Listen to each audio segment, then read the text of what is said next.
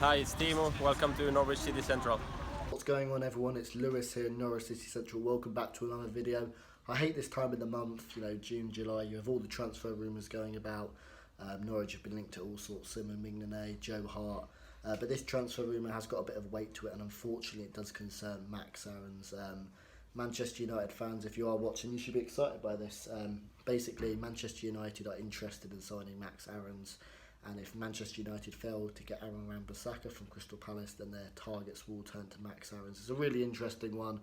At the start of the season, or at the start of the transfer window, I actually thought Norwich City wouldn't sell any of their talent. However, when the big sharks like Manchester United, Chelsea and Arsenal have been linked to him, do start circling you, it does mean there is a bit of substance. And yeah, there is definitely substance to this rumour. I've seen Sky Sports report it, a lot of the local journalists and, some respected journalists. So it's going to be an interesting one over the summer, and hopefully we can keep hold of Max Aarons.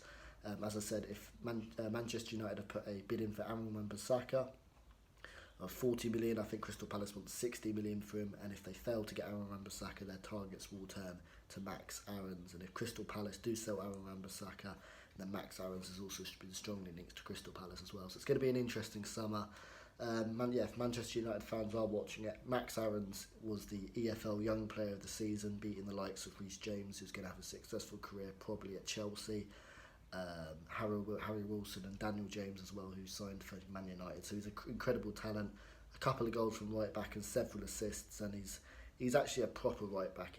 He could potentially play for England. Obviously, England have got a lot of successful right backs at the moment, but he's athletic, he's agile, he's forward thinking, he's good in the air. His positioning as well is excellent. If Norwich City had someone like Ivo Pinto at right back, we wouldn't have been successful this season, and Norwich City wouldn't have gone up, in my opinion. Yeah, Max Aarons is terrific. Several assists as well. He gets down the right so quickly.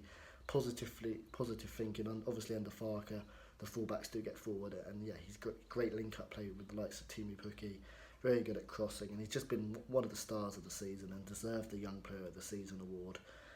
So yeah, it's going to be very interesting to see if we keep him. Norwich City, though, last season we had to sell the likes of James Maddison and Josh Murphy, who was in a financially very bad situation, and we had to do it. We had to sell these talents in order to survive financially, and luckily we got a lot of money for the likes of Maddison and Murphy, and it allowed us to kind of stay financially afloat. Now we are in the Premier League.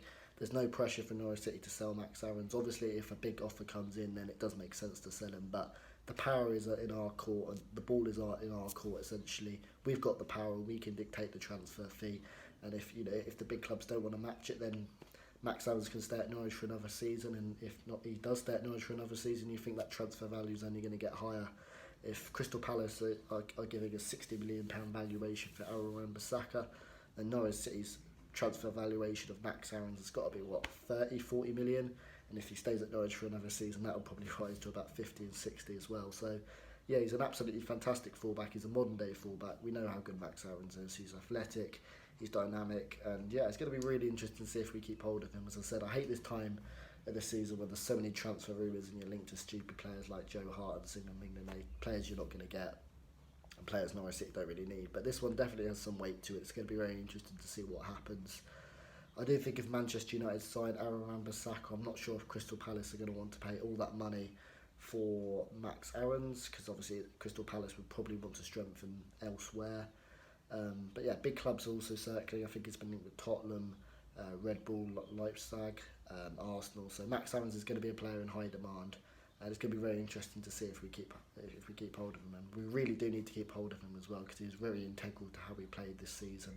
And he's a fantastic talent. But you'd think Stuart Webber, our sporting director, obviously, you'd think he'd have a backup plan. We'd have a backup plan. So if Max Aarons does leave, we're going to sign someone who's perhaps probably abroad for a few million, who's very talented as well. But it's going to be very interesting to see. Man United could potentially sign Max Aarons, and he's a phenomenal talent. And let's hope Norwich City keep hold of him, because he's integral to how we play.